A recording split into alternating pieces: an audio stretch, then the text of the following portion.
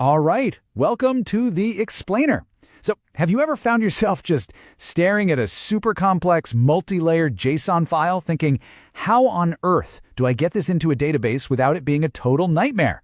Well, if that sounds familiar, you are in exactly the right place. Because today, we're going to break down how to load that exact kind of data straight into Google BigQuery. So here's what we've got on top. First, we're going to talk about the challenge of complex JSON. Then, we'll get into BigQuery's really smart structure for handling it. After that, I'll walk you through two different ways to do it, one using the GCP console and another with the Python API. And to wrap it all up, we'll talk about the real power behind this whole denormalization thing. You know, the biggest headache for a lot of us in the data world is when you get data that isn't, well, flat. It doesn't just fit nicely into those perfect little rows and columns. Modern apps just don't work that way anymore. They create this rich, layered data. And honestly, our tools have to be able to handle it.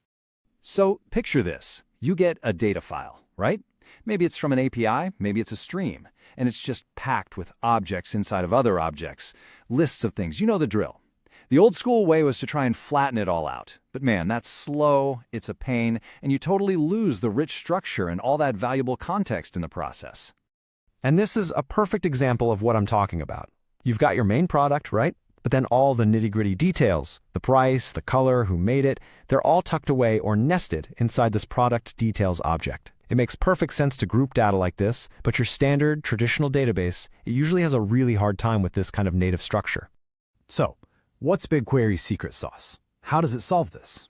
Well, the beauty of it is, it doesn't try to force your data into a shape it's not meant to be in. Instead, it has a native structure that's built for this kind of complexity. It just embraces it, using something called nested and repeated fields. Okay, so first, let's talk about the nested field. In BigQuery lingo, you'll hear it called a struct, or a record. And honestly, the best way to think about it is like a folder right inside your row. It's a single column, but it holds a bunch of other columns inside it. It's just a super clean way to keep related stuff grouped together.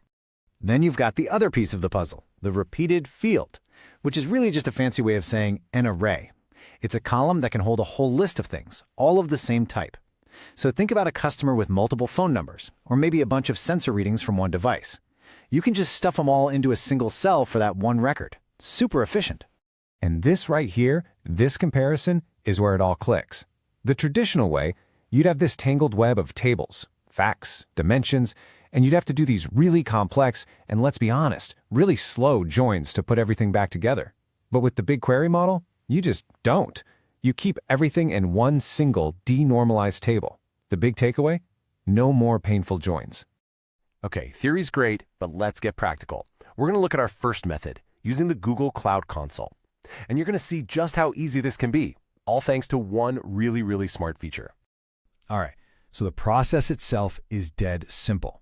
You go into BigQuery, you point it to your JSON file that's sitting in cloud storage, and then here's the magic trick. In the schema section, you just tick that little box that says Auto Detect. That's it.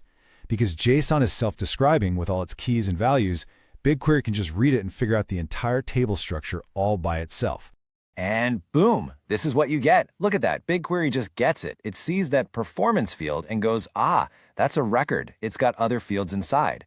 It figures out which fields are repeated or arrays. It does literally all the heavy lifting for you, perfectly translating that JSON structure into a proper BigQuery schema. Now, the console is great for one-off jobs, but what if you're building an automated data pipeline? Well, for that, you're going to be using code. So let's check out how to do the exact same thing, but this time programmatically with the BigQuery Python library. Okay, so this way does take a little more work up front. Instead of just clicking Auto Detect, you have to actually define the schema yourself, right there in your Python code. But the payoff is huge. You get total, precise control. This is perfect for when you're building a serious automated pipeline and you need to be absolutely sure your table structure is correct every single time. And it all comes down to a piece of code that looks something like this. See that? You're not letting BigQuery guess. You are explicitly telling it, hey, this product_details field, that's a record. And by the way, here are all the other fields that live inside it. It's that explicit definition that gives you all that power and control. Okay, so we've covered the how, two different ways to get your data in. But now for the most important part, the why. Why should you even bother with this? What's the big payoff? Well, it boils down to two things, performance and simplicity.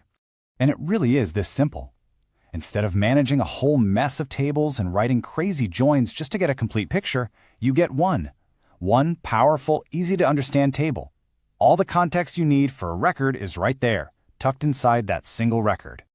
The benefits here are massive. I mean, first off, you get to avoid joins. And let's be real, joins are almost always the #1 performance killer in a data warehouse. When you keep your related data together, physically co-located, your queries just fly. And on top of that, your whole data model gets way cleaner and just easier to wrap your head around. So there you have it. You now know how to load that complex JSON data into BigQuery while keeping its rich, native structure intact. Of course, getting the data in is only half the battle. The next step, where the real fun begins, is learning how to write queries to actually pull value out of these nested and repeated fields. But that's a topic for another day.